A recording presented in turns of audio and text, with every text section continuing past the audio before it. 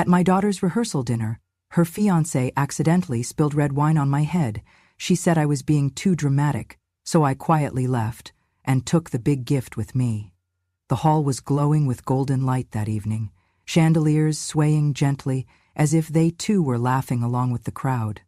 I sat at one of the tables near the center, my back straight, my hands folded in my lap. It was Lisa's rehearsal dinner, the night before her big day, and I had thought that perhaps tonight I would be able to simply sit quietly, smile, and watch my only daughter glow with happiness. The room smelled of roast beef and roses, and everywhere people were lifting glasses of wine and champagne, laughter rising like smoke. I was not used to such fancy settings, but I had dressed my best, the same navy dress I had saved for important moments. I did not want to embarrass my daughter.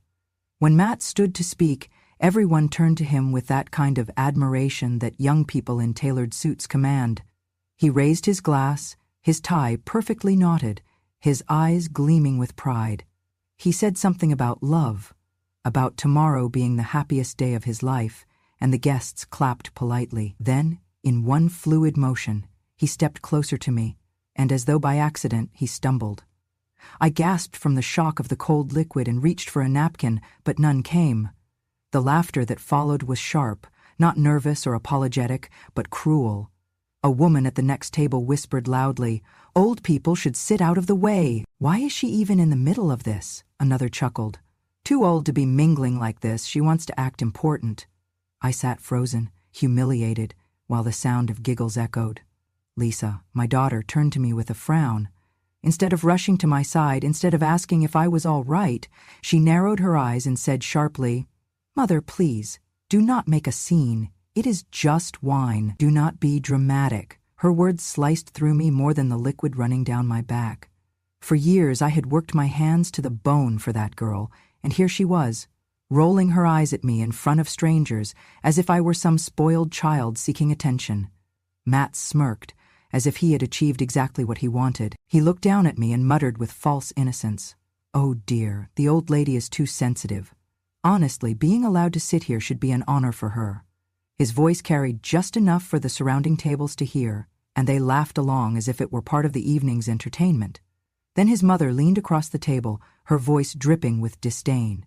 "If it were my decision," she said loudly enough for all within earshot, "I would have put you in the kitchen. That is where you belong. The bride should not be burdened by appearances that make people uncomfortable." She glanced at Lisa, who did not defend me, not even once. I could feel the eyes of 50 people on me, every single one staring not with compassion, but with a mixture of amusement and pity. No one moved to help. No one handed me a napkin. No one said Matt should apologize. The wine clung to my scalp, dripping onto my shoulders, making me shiver under the air conditioning.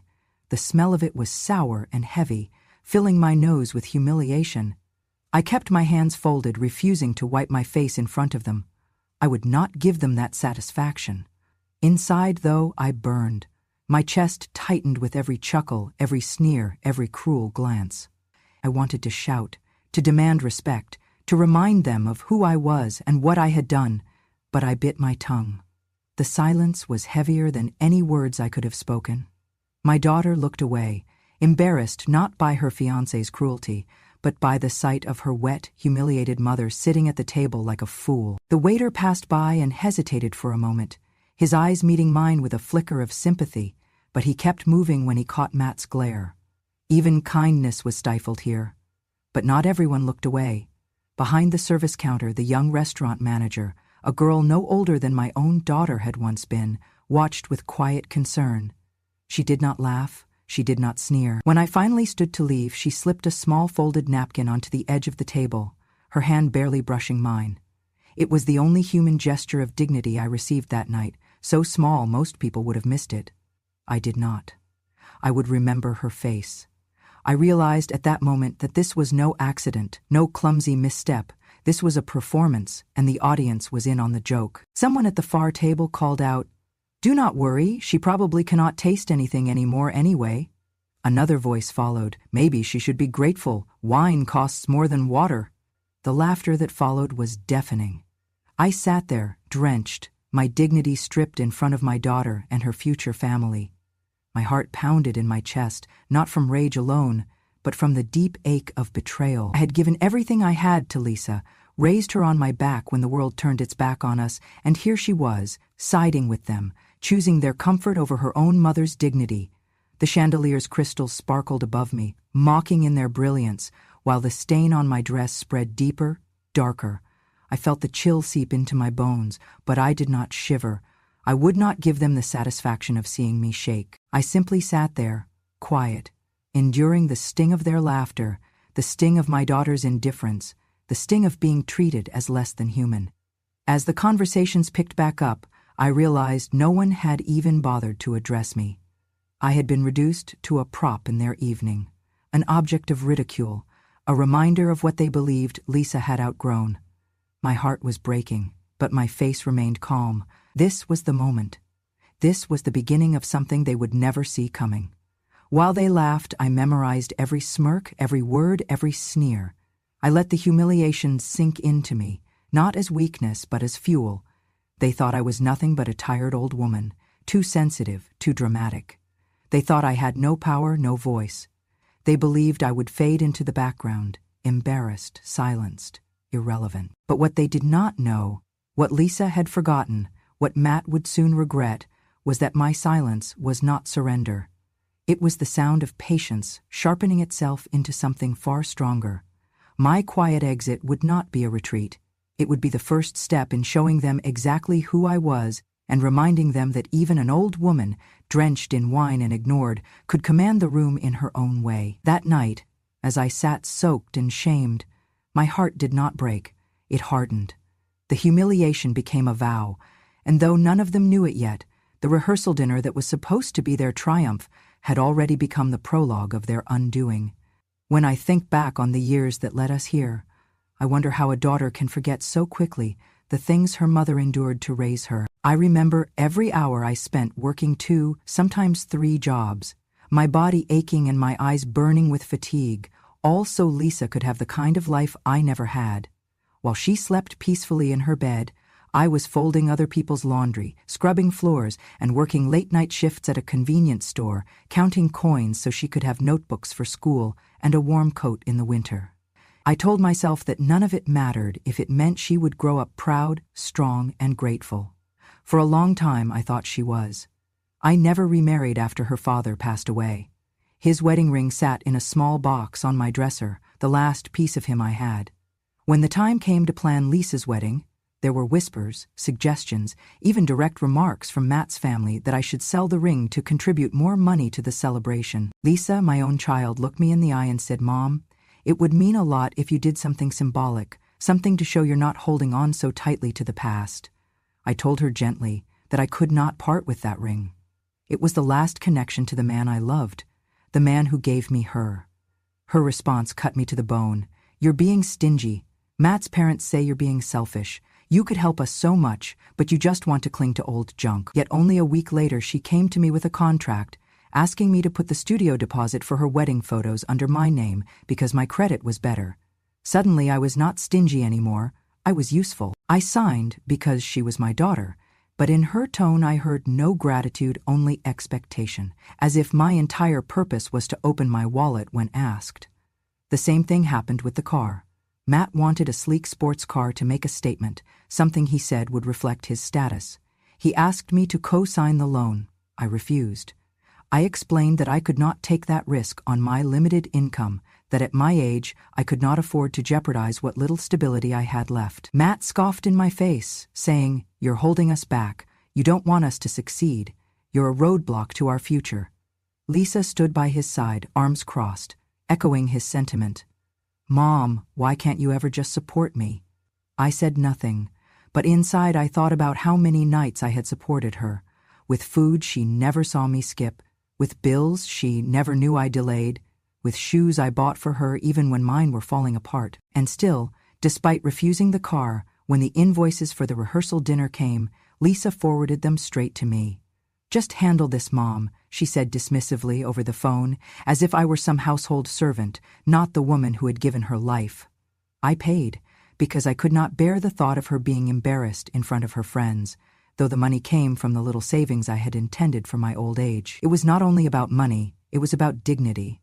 I suggested inviting a few of my old friends, the people who had been there in the hardest times, who had slipped me groceries or money for gas when Lisa was small. They were part of our survival story, and I wanted them to share in her joy. Lisa's reaction stunned me. "Mom, no, I don't want those kinds of people at my wedding. They don't fit the image. This is not some charity dinner. You'll ruin the atmosphere." Her words struck like blows. Those kinds of people, that was her way of talking about the very souls who had kept us alive. But nothing compared to the small, almost invisible betrayals that accumulated over the years. When Lisa was a little girl, she used to wear the sweaters I knit for her with such pride. She would tug at her friends' sleeves on the playground and say, "Look, my mom made this just for me." Her eyes would shine, and I would feel, for a brief moment, that maybe all the exhaustion was worth it. Years later, when she was in college, she found one of those sweaters in her closet. She wrinkled her nose, tossed it into the trash, and said coldly, "These look cheap. Do not let anyone see them." I stood there, my hands trembling, unable to speak. It was not just a sweater she threw away. It was hours of my life, nights of sore fingers and aching eyes, the love I had woven into each stitch. Every time I tried to show her that love in some small way, she twisted it into shame. Every time I protected what little I had, she painted me as selfish. Every time I tried to stand tall as her mother, she cut me down until I felt like nothing more than a bank account walking on two legs. The truth became undeniable. To Lisa, I was not a woman with a heart and history. I was not the mother who had sacrificed her youth for her survival. I was a purse, a checkbook, a resource to be tapped when convenient and dismissed when inconvenient. In her eyes, my presence was a liability, my love an embarrassment, my sacrifices invisible. That realization was the second cut, sharper even than the wine poured over my head. It was the knowledge that to my daughter, the very person I had bled myself dry for, I was not a mother anymore. I was a wallet with gray hair. I was tolerated, not loved.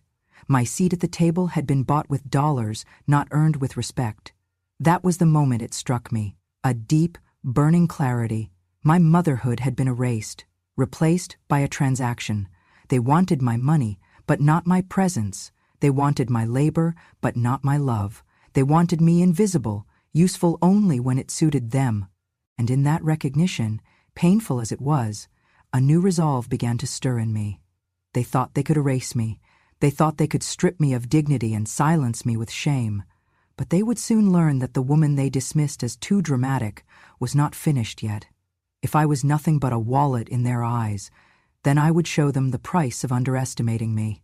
I rose from my chair slowly, carefully, as though the weight of the wine in my hair had made me heavier. I did not argue, or shout, or weep. Instead, I reached down for the small velvet box I had brought as my gift, a deep red that matched the stain now seeping into my dress. I clutched it to my chest and picked up my handbag. No one tried to stop me. No one even noticed. They were too busy laughing, too busy basking in the glow of each other's cruelty. The marble floor gleamed under the light as I walked out of the banquet hall. My shoes clicked softly, the sound drowned out by music and chatter. I could still feel the eyes of a few guests on my back, but no one followed. To them, I was nothing but an old woman leaving in embarrassment. In truth, I was walking away with something far more powerful than they could imagine. At the reception desk, the young manager looked up in surprise. His eyes flicked to my damp hair, my stained shoulders, but he said nothing. He had seen enough to know what had happened. I leaned forward slightly and spoke in a calm, low voice. Check, clause 12.2. The benefactor was publicly humiliated. His eyes widened for a fraction of a second. Then he nodded briskly. No questions. He understood. I left the building without another word. That night I lay awake in my small house, the box still clutched against my chest. My hair smelled of wine, the sheets carried the sour scent of humiliation, but I felt something stirring inside me that I had not felt in years. Power. Quiet, invisible power. They thought they had mocked me into silence, but they had signed their undoing the moment that wine spilled down my face. By morning the storm broke. Calls poured in, not to me, but to them. The caterer first, then the florist, then the photographer. Each one the same. The contract was void. The deposits, my deposits, were being returned. Clause 12.2 of every agreement was clear. If the primary benefactor was publicly insulted, the services would be cancelled immediately, with all funds refunded to me. I imagined the panic on Lisa's face when she realized. I pictured Matt's fury when he discovered that the wedding he had boasted about, the wedding he wanted to flaunt like a trophy, had crumbled in less than a day.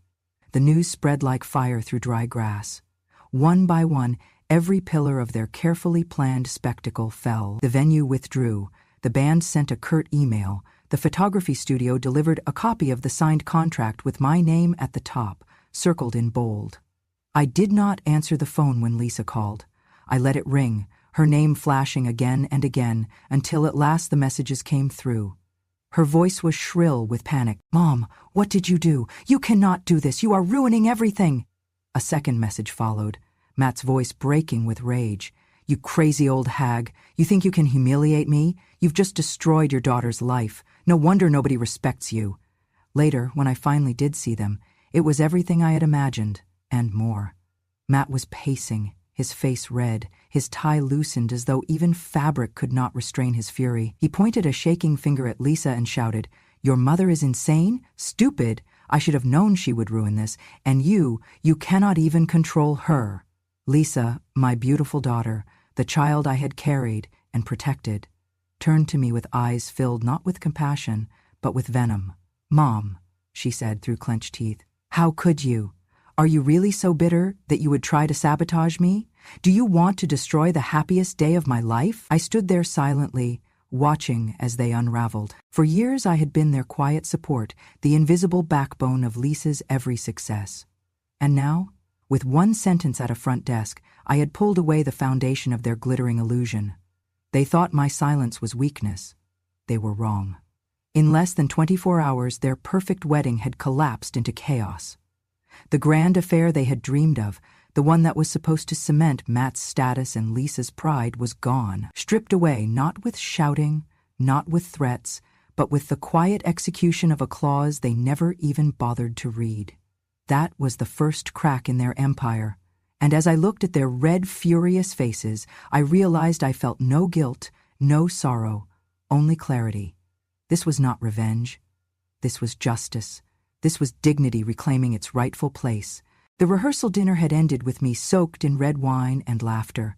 The very next morning it was their turn to drown, and the night before the wedding had become the night their carefully curated world fell apart. The collapse had only begun. The morning after the contracts collapsed, while Lisa and Matt were scrambling to salvage what remained of their wedding, another blow arrived. One they could not sweep away with money or apologies. The young waiter from the rehearsal dinner, the only soul in that room who had dared to offer me even a shred of kindness, had quietly recorded the moment the wine spilled. His phone caught the details that everyone else chose to ignore. Matt, smirking as he approached, the deliberate pause, the slight tilt of the glass, and the unmistakable satisfaction in his eyes as the wine cascaded over my head. For a moment, before feigning his stumble, Matt had even looked sideways at his friends and winked. It was not clumsy chance. It was cruelty staged for laughs. The waiter, disgusted by what he witnessed, uploaded the clip into a private group that included some of the staff and, unfortunately for Matt, a few distant relatives who had attended the dinner. Within hours, it spread. First cousins, then uncles, then grandparents saw the evidence. By noon, it had crossed into the wider family chat, bouncing from phone to phone, carried by disbelief and whispers of shame. When Matt's mother saw it, her face drained of color. She had laughed along that night, of course, but laughter is easy when no proof lingers. Now, there it was, frozen forever. Her son-in-law to be grinning as he humiliated me, my daughter's voice chuckling as though my pain were entertainment, and the guests chuckling as though my pain were entertainment. She covered her mouth, but the words escaped anyway, sharp and clear. This wedding is a disgrace, an absolute disgrace. For Matt's family, the damage was not only moral but social. They prided themselves on image, on standing tall in the community, but suddenly people in town were whispering in the grocery store, at church, on street corners. The clip leaked onto a local Facebook group. then into the hands of a small online newspaper hungry for scandal. "Future groom humiliates bride's mother at rehearsal dinner" became the headline, and beneath it, a screenshot of Matt's smug expression as I sat dripping in red wine. Lisa's phone exploded with calls and messages, some from friends, some from colleagues, some from people she barely knew. The story spread like wildfire, and with every share, her shame deepened. I know because even though she did not call me directly, I heard from neighbors that she was seen crying in her car outside the florist's shop, phone pressed to her ear, shouting at Matt to fix this.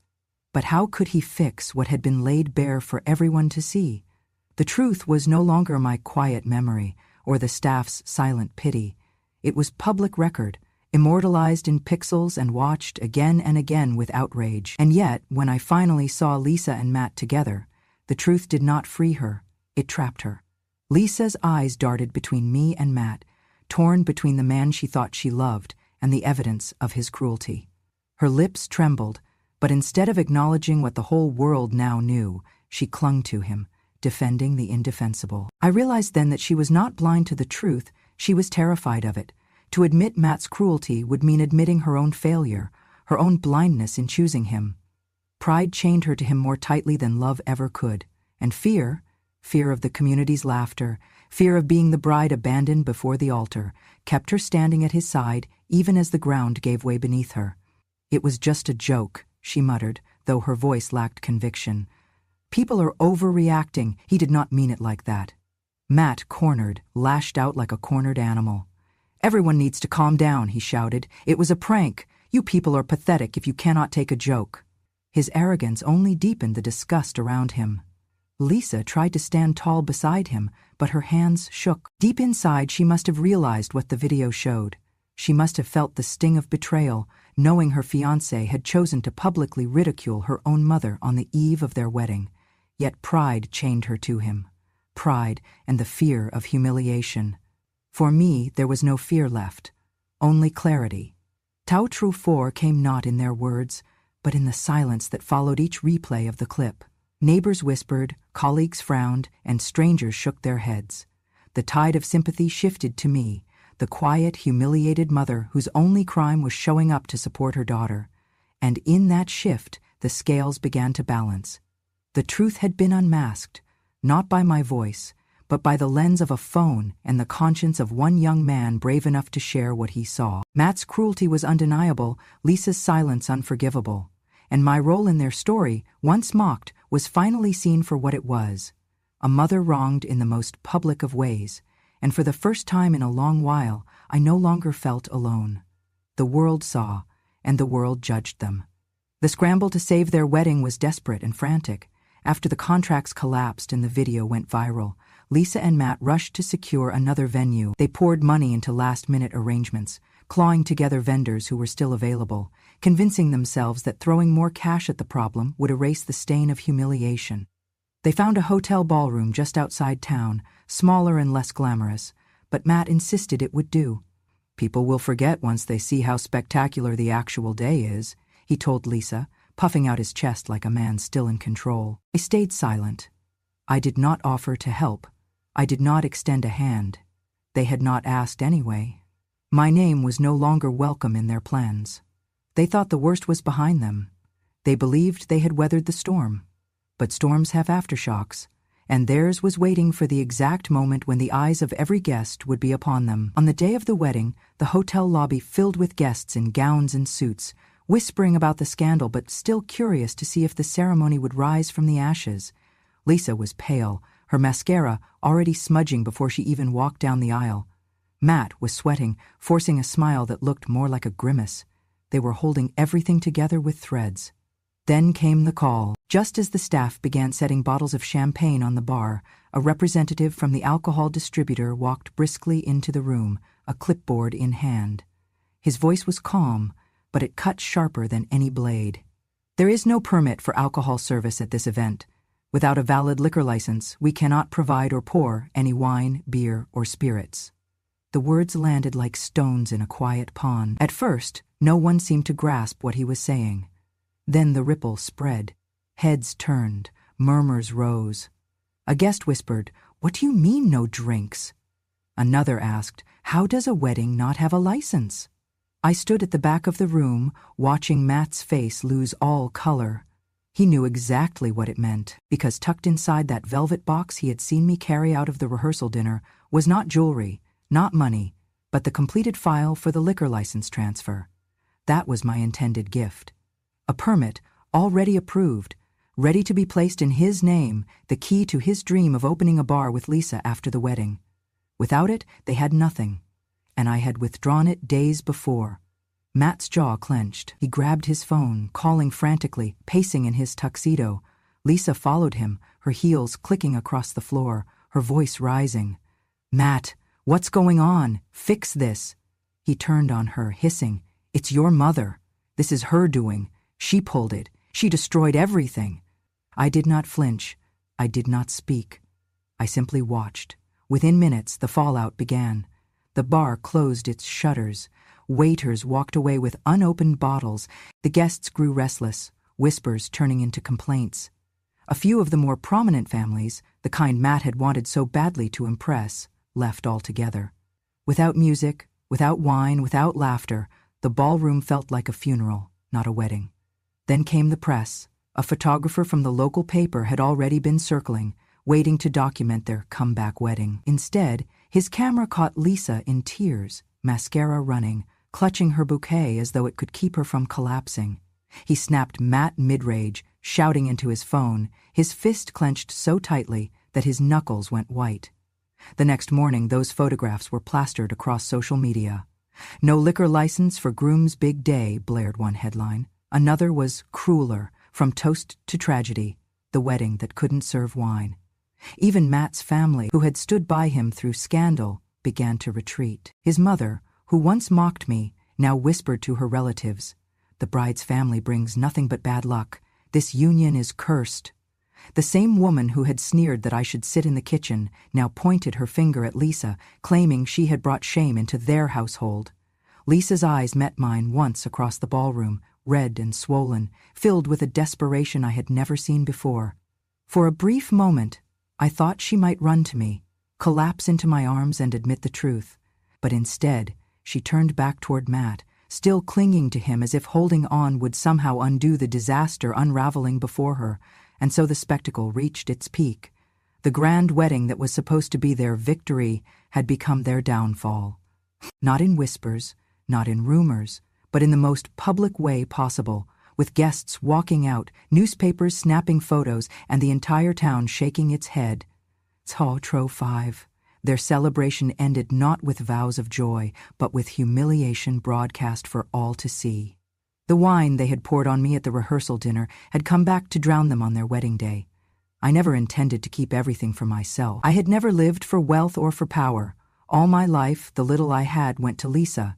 Even now, even after the humiliation, the betrayal, and the scorn, I could not imagine hoarding what I had left. But I could choose differently. I could choose to give my gift, not to the ungrateful, but to someone who had shown me a small act of humanity when no one else had. That person was the young woman who had slipped me a napkin on the night of the rehearsal dinner. She had not laughed with the others. She had not turned her eyes away. She had simply placed the folded cloth in my hand, her touch light, her expression gentle, as though she understood what no one else did, that kindness costs nothing and dignity should never be denied. Her name was Caroline. She managed the restaurant with a seriousness beyond her years, working double shifts to keep her staff in line, always moving, always tired, but never unkind. A week after the wedding collapsed, I asked her to meet me at a small cafe in town. She looked nervous, probably assuming I wanted to discuss the refund of my deposit. Instead, I slid an envelope across the table. Inside were two things: the signed transfer for the liquor license and a bank slip for a modest but meaningful sum of money. She stared at them, her eyes wide, her mouth slightly open. "Mrs. Layla, I don't understand," she stammered. "You were the only one who saw me as a person that night," I told her. "The only one who thought I deserved a shred of dignity. You didn't know me, but you offered kindness. I would rather see these go to someone who values people more than image, someone who will build something honest." Her hands trembled as she held the papers. Tears welled in her eyes. "I don't know what to say." "Say nothing," I replied softly. "Just build something good." And she did. 1 month later, the little downtown street where old shops had closed their doors now had a new sign above a refurbished brick building, the Velvet Oak, a small bar, cozy but elegant, with polished wood counters and warm lighting that drew people in from the chilly Massachusetts evenings. I had invested quietly, not for profit, but for purpose. My name was not on the door, but my fingerprints were in every detail. On opening night, Caroline stood behind the counter, dressed in black and white, her hair pulled back neatly. She raised a glass to the packed room of neighbors, friends, and curious townsfolk who had heard whispers about the new place. "There's someone I need to thank," she began, her voice steady though her eyes glistened. "This bar would not exist without the generosity of a woman many of you already know. She is not just an investor, she is the reason I believed this was possible. Mrs. Layla, would you please stand?" All heads turned toward me. I had chosen a seat near the back, hoping to remain unnoticed, but the applause carried me forward. Slowly I rose, my cheeks warm, my heart tight in my chest. Caroline continued, her voice breaking slightly. "If it weren't for her, I would still be working endless shifts, saving pennies, never daring to dream. She gave me a chance when she didn't have to. She reminded me that kindness matters. To me, she is the person I respect most." The crowd cheered, glasses lifted in unison. I felt tears prick my eyes, but they were not the tears of shame I had swallowed at that rehearsal dinner. These were tears of recognition, of dignity restored. In the corner of the bar hung a wooden plaque with gold lettering. It read, "Layla, Guest of Honor." The sight of it nearly brought me to my knees. For the first time in years, I felt seen, not as a burden, not as a bank account, but as a human being whose worth could not be measured in dollars or appearances. The local paper came the next morning. A photograph of Caroline and me side by side graced the front page. The headline read, "New bar opens with backing from local retiree, a story of kindness and respect." The town that had once whispered about my humiliation now whispered about my strength, my quiet vengeance, that came not through spite, but through generosity. Meanwhile, Matt and Lisa had nothing. Their wedding was remembered only as a scandal, their reputations in tatters. Investors who once courted Matt now avoided his calls. Lisa had retreated into silence, ashamed but unwilling to confront the truth. They had poured wine on my head, mocked me, dismissed me as irrelevant, and yet, here I was, standing tall in a place where kindness was honored and cruelty had no foothold. Choutro 6 was not the destruction of their wedding. That had been easy. It was this moment, standing in a room filled with warmth, watching someone worthy rise because of my choice. It was the balance restored, the justice delivered, not by rage, but by giving what they did not deserve to someone who did. And as the bar filled with laughter, clinking glasses, and music that wrapped around me like a soft embrace, I finally allowed myself a smile. This was victory, not just over them, but for myself. For the woman who had been drenched in wine, dismissed and laughed at, now my name was etched on a wall, not as a joke, but as a legacy. The headline stared back at me from the front page of the town paper. "Young entrepreneur's wedding collapses after liquor license disaster." Below it was a photograph of Lisa in her gown, streaked with tears, clutching her bouquet as though it might hold her together. Beside her, Matt was caught mid-shout, his face contorted with rage, his fingers stabbing the air as if he could bully the world into silence. The article was merciless. It spoke of incompetence, humiliation, and the ripple effect of the viral video that had already made them a laughingstock far beyond our small Massachusetts town. The very image they had built their lives upon had crumbled in a single weekend. For a week, I heard nothing from Lisa. Not a call, not a message. I assumed she was buried under the rubble of her ruined marriage, ashamed to face me. I thought perhaps she would vanish entirely, letting pride carry her away from me for good. But one evening, as I sat on my porch with the cool breeze rustling the trees, I heard the familiar crunch of her car pulling into my driveway. She stepped out, her shoulders hunched, her eyes swollen from crying. She looked younger somehow, stripped of the hardened mask she had worn for so long. For a moment, she just stood there, clutching her purse like a child with a security blanket. before walking slowly toward me. When she spoke, her voice cracked. "Mom, please," she whispered, tears spilling down her face. "I need you. I was wrong. I shouldn't have treated you the way I did. I shouldn't have let him—" Her words trailed off into sobs. Finally, she lifted her gaze to mine and said the words I had waited years to hear. "I'm sorry. Please help me." I studied her face, the desperation etched into every line.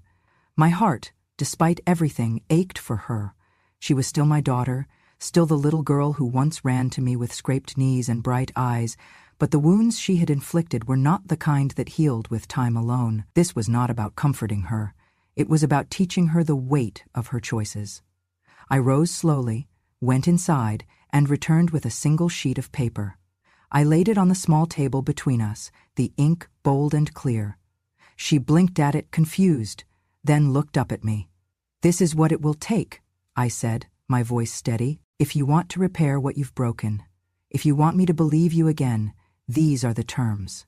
She picked up the paper with trembling hands and read, "A public apology to me, your mother, for the disrespect, the mockery, and the betrayal.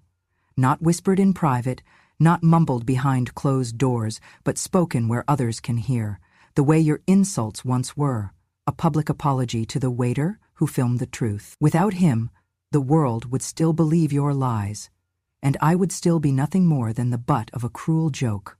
A public apology to Caroline, the manager who showed me kindness when you refused. She has more honor in her than you showed in all your years as my daughter. And one more thing," I added as Lisa lowered the page with trembling hands. "You will begin family therapy. Not for me. For you, to understand what it means to carry another person's sacrifices instead of dismissing them. To learn how to see me as more than a wallet with gray hair." Her lips quivered, her tears dripping onto the paper. "Mom, that's humiliating." "No," I said firmly. "That's accountability. The same kind of public accountability I endured while sitting in that banquet hall, with wine dripping down my hair, with laughter clawing at my dignity. If you want forgiveness, it begins with humility." For a long moment, she said nothing. The silence stretched between us, heavy and raw. At last, she nodded, pressing the paper to her chest as if it were both a punishment and a lifeline. I did not embrace her. I did not rush to soothe her tears.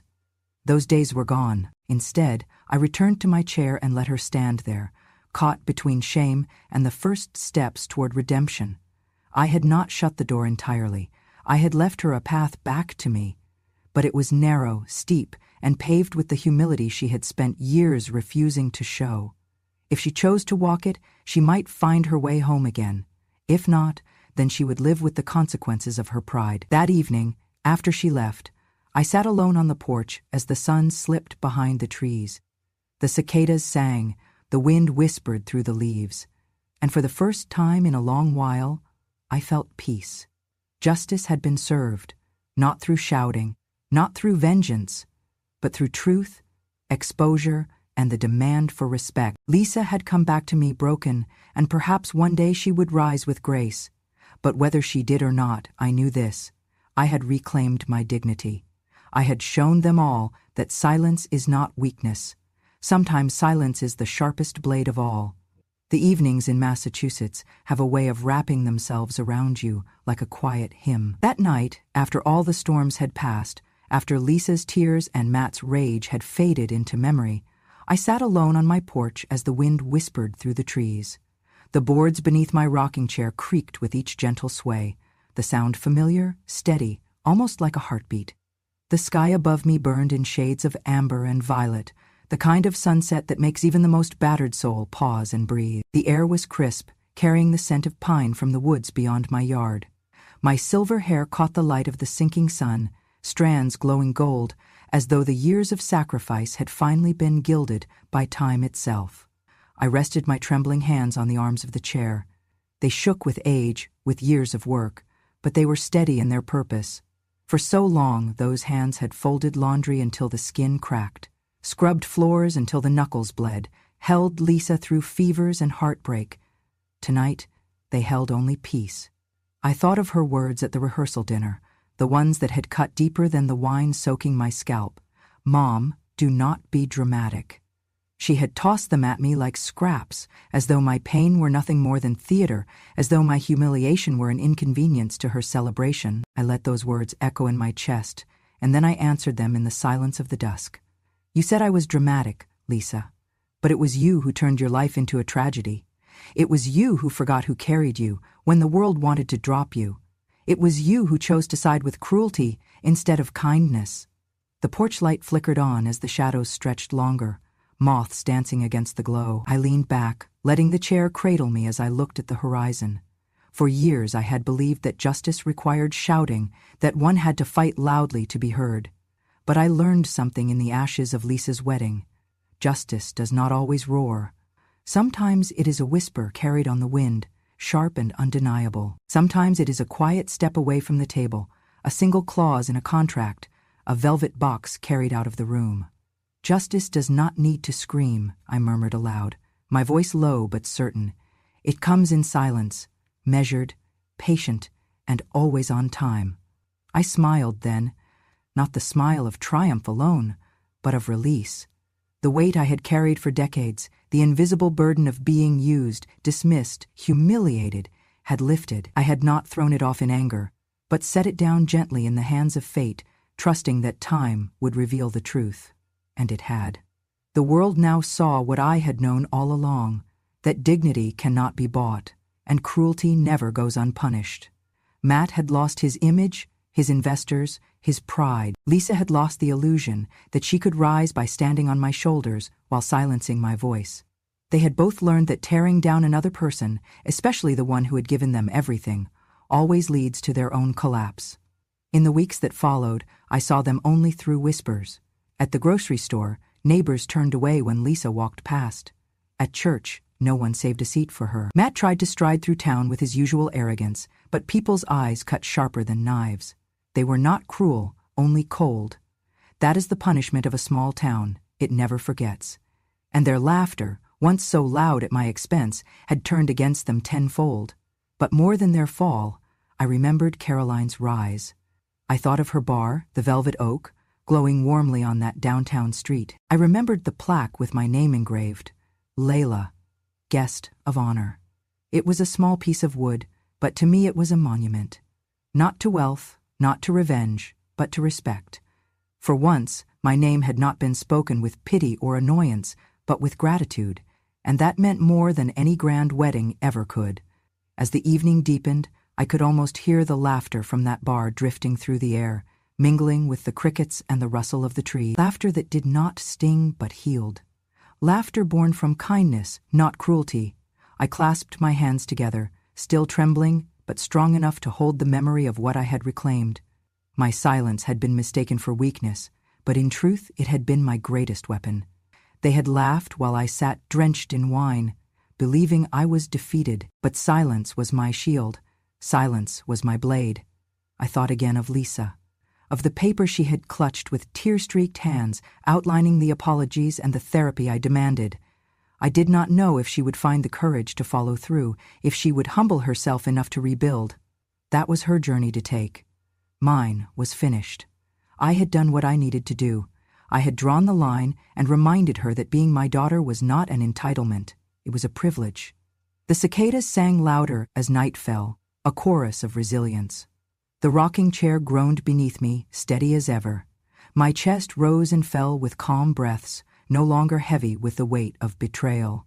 For the first time in years, I was free. I lifted my gaze to the first star that appeared in the indigo sky and whispered softly, "They thought they silenced me. But silence is not absence. Silence is power."